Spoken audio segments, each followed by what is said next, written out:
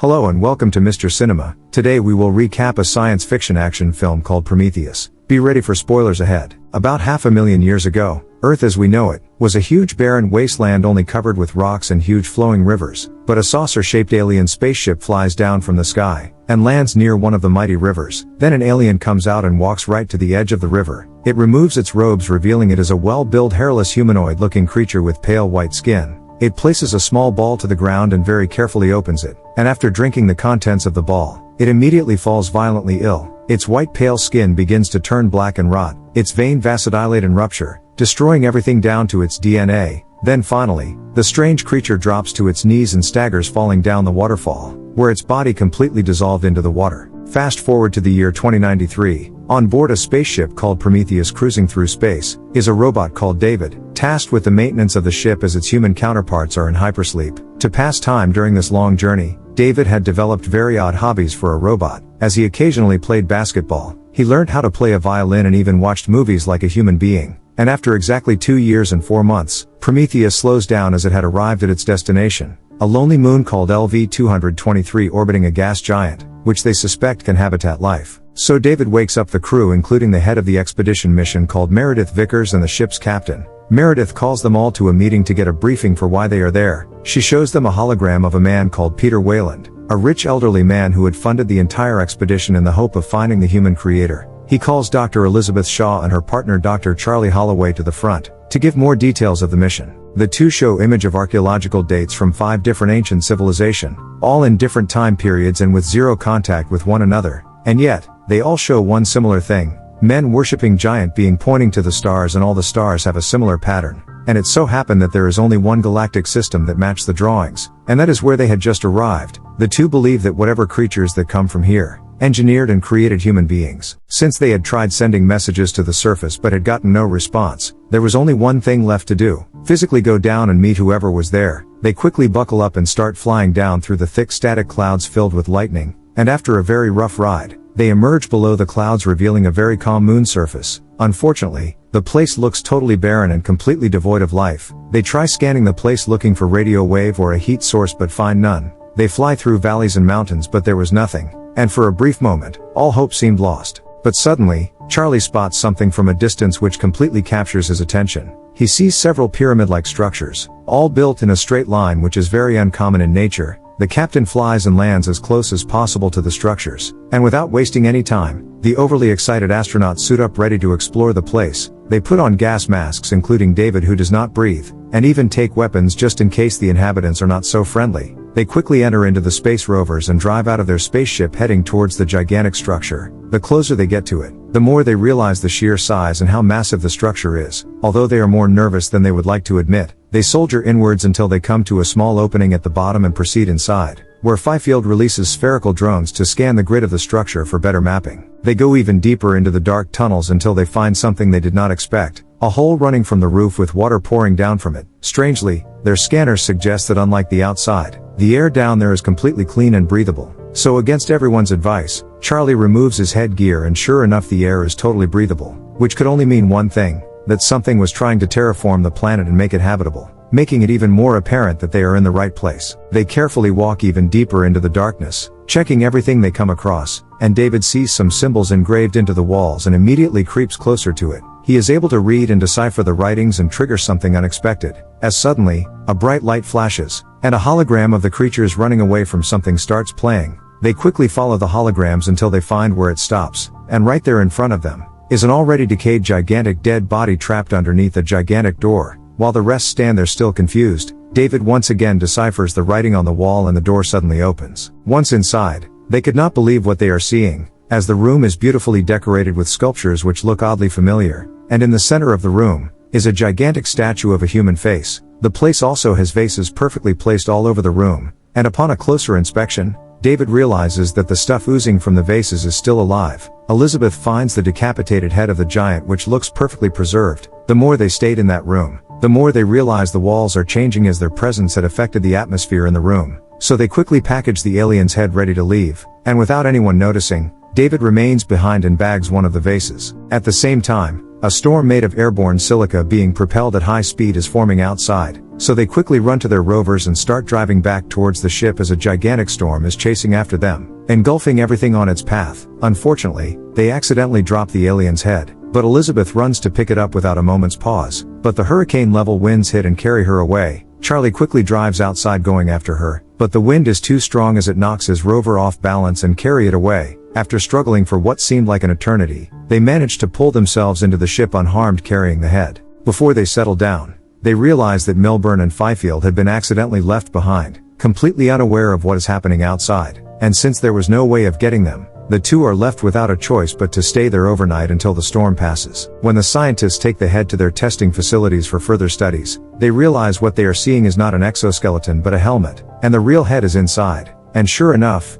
David gently opens and removes the helmet, revealing what was inside. The shock on everybody's face could be clearly seen, as the decapitated alien head looks exactly like a human head down to every detail. They notice microbes on its head which seem to be moving, and when they inject the head with controlled electricity to trick the nervous system into thinking it is still alive, its eyes start twitching, and its mouth opens wide as if it was trying to speak. Then it starts rapidly swelling while oozing dark red blood, forcing them to quickly slide it inside an isolating chamber just seconds before it explodes, splashing all over the glass. Elizabeth takes samples from its remains, and when she compares it to a human DNA structure, it is an exact match, proving that her hypothesis is actually true, that those aliens are actually the human creators. But one question still remains unanswered: where did the rest of them go? On the other side, David opens the vase he had carried, and finds several smaller tightly sealed glass vases immersed in a jello-like substance. The glass had some kind of black substance inside, so David breaks the tip off and pours one small drop on his fingertip for a closer look. As Charlie is all alone relaxing after the long day, David walks into the room holding a wine bottle. He takes a wine glass from a nearby shelf, then proceeds to pour Charlie a drink, but before handing it to him, David purposely dips his finger inside the wine, the same finger he had poured a drop of the strange substance they found, and Charlie unknowingly drains the glass. Later on that night, Charlie goes to Elizabeth's room carrying a rose flower,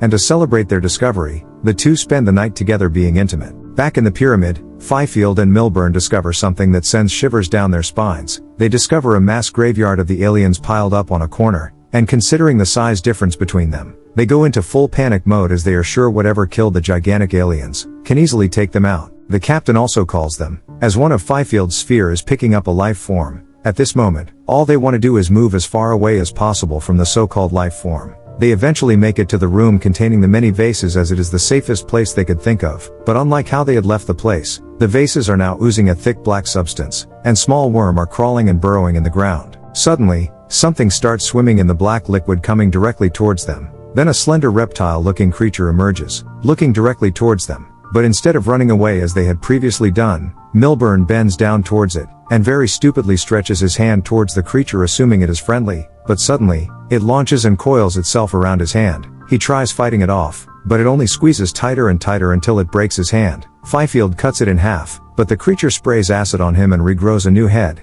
The acid burns through Fifield's headgear, completely corroding his face. It then enters into Milburn's suit and enters into his mouth. The next morning, Charlie wakes up with a strong headache, and when he looked himself in the mirror he could not believe what he saw. His eyes are very red and have several worms swimming inside. Although this is very alarming, he decides to keep it a secret. They suit up again and leave the ship going to find Milburn and Fifield. They walk around inside the pyramids calling out their names but get no response. When they go back to the room with the many vases, they discover Milburn's deceased body lying on the ground, but Fifield is nowhere to be seen. Charlie's health also suddenly deteriorates and he falls to the ground unable to walk. His eyes are even more red and his skin had started changing. They quickly get back on the rover and start heading back to the ship, but when they reach and the door rolled open, Meredith walks out holding a flamethrower and refuses to give way to the sick Charlie, claiming he may be too contagious. And when Charlie steps foot on the ship, Meredith opens fire, burning him alive, all as her lover Elizabeth watch, shouting and begging her to stop. David had been left behind inside the pyramid exploring by himself. He walks through the dark corridors until he comes to a door at the end of one of the pathways. He opens it and very slowly and carefully proceeds inside the newly opened room.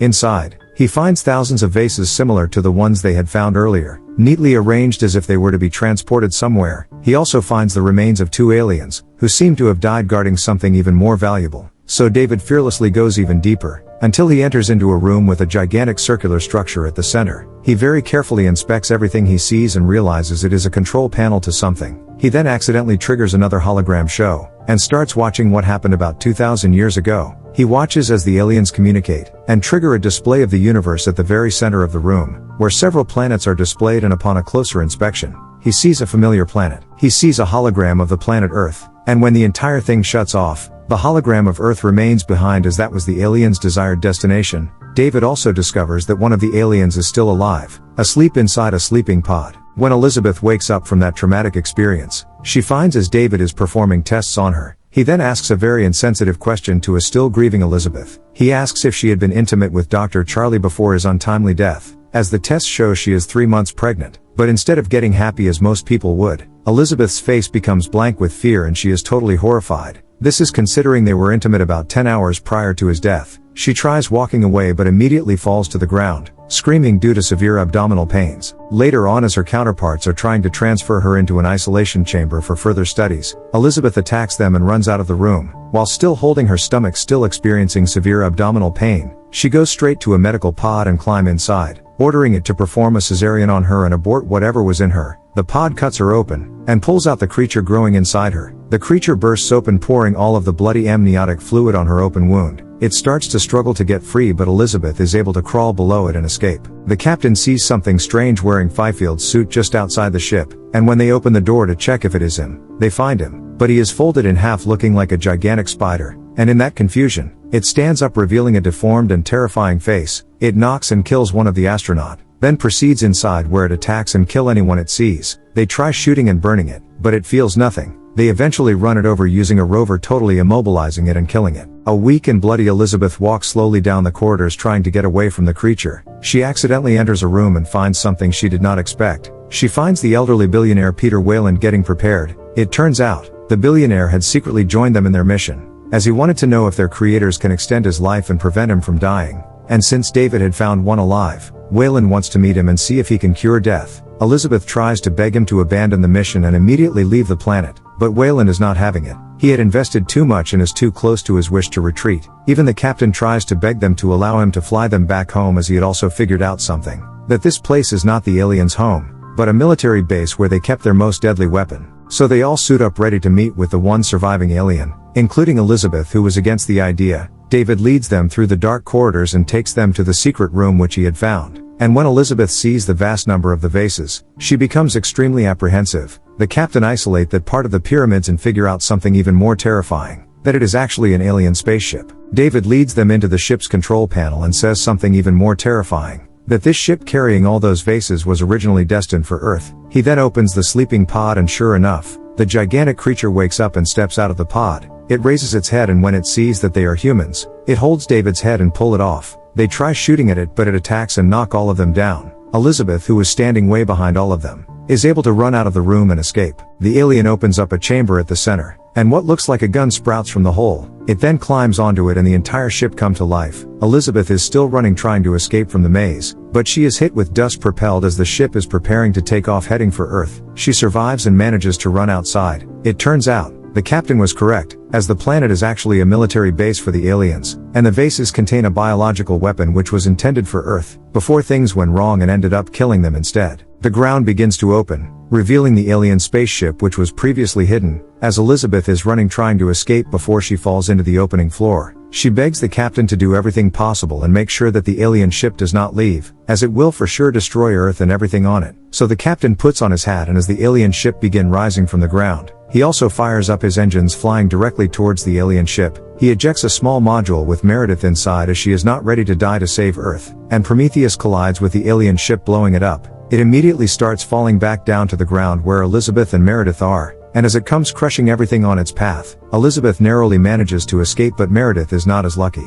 As her oxygen mask had taken some damage, Elizabeth runs into Meredith's module and locks herself inside, where oxygen levels are stable. But as she is picking up a few supplies, she hears a knock in one of the room. She picks up an axe and slowly approaches the room, and to her horror, she discovers that the creature she removed from her stomach is still alive and is now very big. Suddenly, the alien pulls the doors open and attack her, but Elizabeth releases the creature and it attacks the humanoid alien outside. And as the alien is struggling and fighting, trying to get free from the creature's huge tentacles, Elizabeth uses that chance to escape. The alien almost gets loose, but the creature opens its many mouths, and totally overpower the alien and eats him. At this time, all Elizabeth could do is lie on the ground and cry, as there was no way to escape from this god-forsaken planet. But she hears a voice calling for her, saying something that gives her hope. It was David's head talking to her, begging her to save his life as he is almost powering down. David promises to get her out of the planet as there are other alien ships which he could operate and take her back home. But when Elizabeth gets to him, she does not wish to go back to Earth, rather to the aliens' original planet, as she still have some questions that need to be answered. And the movie ends as an alien ship flies out of the moon's atmosphere, heading to the engineer's planet. Please like and subscribe for more.